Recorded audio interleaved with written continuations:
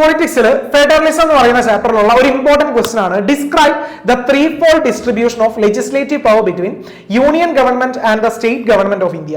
അപ്പൊ ഇതിന്റെ ആൻസർ ആയിട്ട് വരുന്നത് union list, state list, concurrent list ഇതാണ്.